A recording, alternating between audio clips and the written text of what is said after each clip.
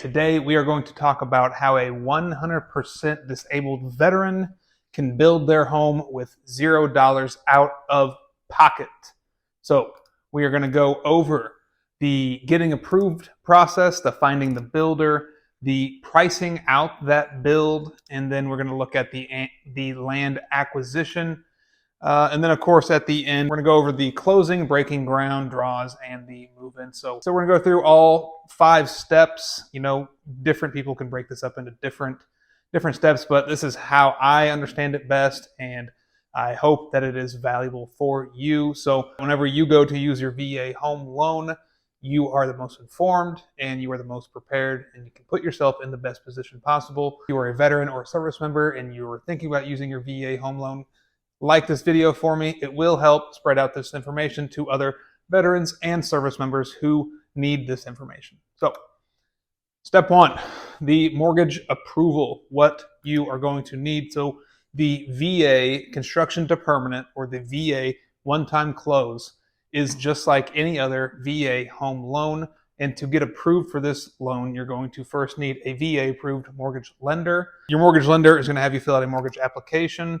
They're going to pull your certificate of eligibility for you from the va.gov website. There's no need for you to do that unless you are an overachiever and you want to get on the ball early. You can do it. Do not have to. Your mortgage lender can do it for you. You're going to need your 2 most recent bank statements and your 2 most recent tax returns.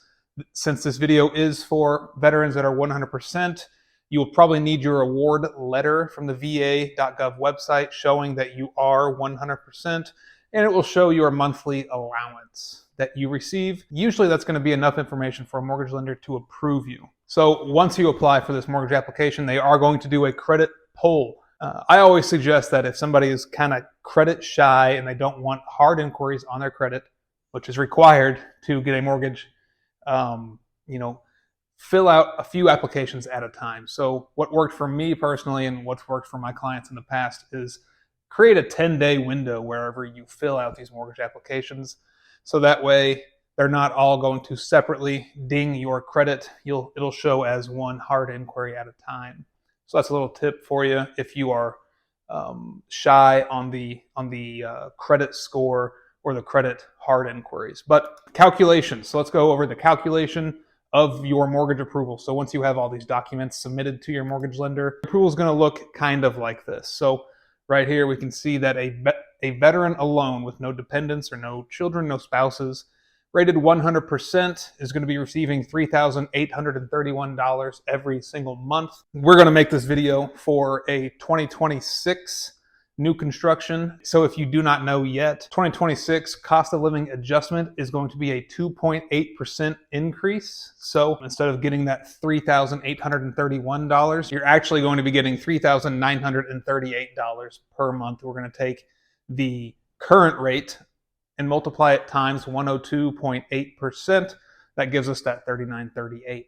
Now we're going to take our $3,938 and we're going to gross this income up for a 125% gross up increase. We do this because VA disability income is tax-free, and any tax-free income like VA disability or Social Security disability income, or if you are active duty, your BAH or your BAS, these incomes, since they are not taxed, can be grossed up 125% to account for the tax loss, or the lack of tax loss rather. So grossing up that income 125% is going to give us a $4,924 a month qualifying income.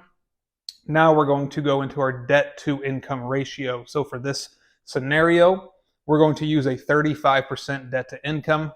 The VA construction to permanent home loan, or the VA one-time close, does allow up to 55% debt to income maximum. I do not suggest that anyone use 55% of their monthly income towards their residence. That will not put you in a very good financial situation. So for this scenario, we're going to use a 35% debt to income ratio, which still is very high, especially accounting for grossing up that income. I know I get a lot of comments from people questioning whether I'm suggesting this or not. And So that's why we're doing this 35% debt to income ratio. So after we multiply our 35%, this is the number we're going to subtract our monthly debt obligations.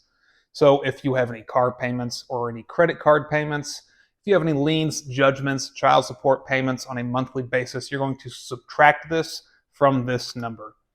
So in this scenario, we're going to say that you have no debt obligations and that your buying power is going to be $1,723 per month. So this right here is the formula for taking your VA disability income, and we're going to gross it up. We're going to find our debt to income ratio that, one, we can get approved for, and two, we are comfortable with managing this monthly debt obligation, 35%. Maybe it's too high for you. It depends on your scenario, your household income, etc. But for this scenario, 35% debt to income ratio, and then we're going to subtract our monthly debts. So as always, you want to keep your debts low. Always a good idea. But $1,723 a month for a mortgage approval amount. $250,000 purchase price. And then I have this screenshot right here for anybody that wants to question whether or not they can find any land or new construction in this $250,000 purchase price. So if you're looking right here at this screenshot of Zillow.com, I have new construction houses in North Carolina, and I put a maximum, you can see the up to $200,000. Right below that $200K drop-down menu, you can see there are 137 results. So that tells me that it is very, very, very possible to build a house for under $200,000, because if you couldn't, nobody would be selling them for $200,000. People are not going to sell houses and pay people to do it. These are pro-profit organizations that are building and selling these houses, so you can build a house for under $200,000. It is possible. Do not let anybody tell you otherwise. But I just put this in here as a just to address anybody's concern where they think they cannot build a house for this price. And then moving on here, here's another screenshot that I have of vacant land, again, in North Carolina. You can see I put the up to price at $25,000. And then right below that, we have a 1,200 results. So I can see 1,200 different results in just this part of North Carolina of vacant land that is under $25,000. So I hear all the time people think that they cannot find land for an affordable price, and maybe they're just not willing to make a sacrifice, willing to make a commute, or they're not willing to go out and find these opportunities. So you can build these houses for under $200,000, and you can find land under $25,000. It is not going to be the most desirable location, but it is possible. So that's everything on the mortgage approval side. Moving on to step 2, finding a VA approved builder. So any general contractor or building company that you find, they do need to be approved by the VA. And if you have a contractor in mind that you like, or a company in mind that you like, it is not difficult to get them approved with the VA. It's just a simple form. They can fill it out, get approved, and they will have the green light to build your VA home loan on your behalf. So tip here, a local plus proven track record. So if you find a builder and you're interviewing them, you're asking them questions, if they're local, they're going to know the local code, local municipality, local permit situation. It's going to put you in a better position, relying on them for the local obstacles. A proven track record with anybody, whether it's your lender, your agent, your builder, your closing attorney, your title company, a proven track record is always going to be helpful. It's going to give you confidence. And so make sure you ask for any testimonials from these people, or if they have any past clients that they're willing to let you speak to ask about how that transaction went. And then, like I said, interview multiple builders. Don't just pick one that you like because you like their price. Interview multiple, compare their prices, compare their track record, compare as many things as you can, and pick the one that's the best fit for you. And then, finding one that is already approved with the VA and that's already done the VA process before is going to be familiar with the VA inspections, draws, and the warranty. So it's going to put you in a better position. If you find somebody that has done this before, you can rely on them and you can kind of follow them along the way. But if you find somebody that's never done this before, you two are going to be in the same boat, and you're both going to be doing it the hard way together. So it's based upon your unique scenario and your level of involvement that you want. So, and if none of those scenarios work for you, if you've interviewed 100 different builders, you don't like any of them, the VA does allow you to be your own general contractor for building your primary residence. You do have this option if that is a route that you want to go. That means that you would be in charge of calling all the other subcontract. You'd be in charge of calling the other subcontractors, getting them scheduled. You'd be organizing the schedules for the dirt work, the framing, the electrical, plumbing, and then also getting the inspections done, pulling the permits on their behalf. So if you are very heavy on time, you have lots and lots of time and the patience, and you want to save some money, that may be the right option for you. So you do have that option to be your own general contractor. So step 3, determining the price to build. So whenever you do find your builder, if you go this route of hiring a general contractor or a company that builds houses for you, they're probably going to have different plans available for you. Break it up into 3 simple steps. They're going to have the stock plan. That's going to be the cookie cutter. You've probably seen these houses before. Very generic, basic, stripped down, and they have all these materials on hand already, so it's probably going to be easier to build. They're going to be more familiar with it, and it's going to be the most cost-effective scenario. So stock plan, and then you have semi-custom, which is going to be a combination of fully custom and stock. So maybe you pick and choose what finishes you want, or some trim or some archways on the doors. Maybe you want an additional bedroom or a bigger kitchen. So you kind of get to play around with it a little bit. And then of course, all the way fully custom is going to be you design this house to your liking, to how you want it to be. It is going to be the least cost effective, but if it's that important to you and you can afford it, then go that route. So once you have your floor plan picked out with your builder and you know what you want, you're going to build what's called a builder contract. This is a VA requirement. So your lender is going to require that you have a builder contract that's going to outline everything about the construction process. So it's going to have the cost. So make sure you have an itemized breakdown of what everything is going to cost for your construction. It's going to have timelines. So how long things are supposed to take. It's going to be like a blueprint to your construction process. So it's very, very important. It's going to have expectations of all parties. Who is going to do what? Costs, as in if anything goes wrong or if anything gets off track, it's going to be a guide to what everyone references when something does not go as planned. So the builder contract is a very important part, and you cannot close on the construction. You cannot begin construction until you have this contract to the VA standards and it's approved by your lender. So make sure you put a lot of emphasis and a lot of time in understanding this builder contract, because it is just as important as any other contract in the transaction. Once you have the builder contract, you're going to go into step 4 and you're going to be shopping for the land. So you can finance the land when you are building your house with the VA home loan. Here's how it works. So you have your approval amount like we discussed in step 1. Your lender has approved you for a specific amount of mortgage that you do qualify for that is comfortable in your budget. Like we just discussed in step 3, you also have a builder contract, so you know what it's going to cost you to build this house.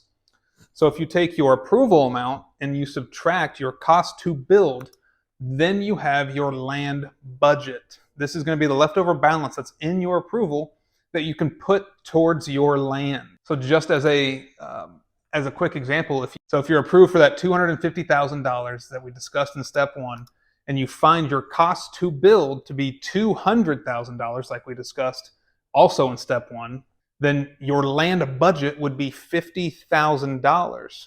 So it's a very, very easy thing whenever I've given you proof that you can find new construction houses under $200K, and you can find these land for half of the amount, $25,000. We had 1,700 results. So this is the formula to determining what your land budget could be.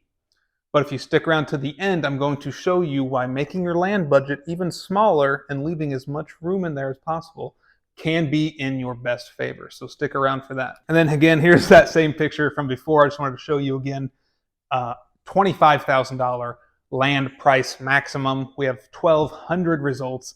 This is in the greater North Carolina area. It looks like we have some South Carolina and maybe some Virginia in there as well. But it's 1,200 results under $25,000. So it is possible, definitely.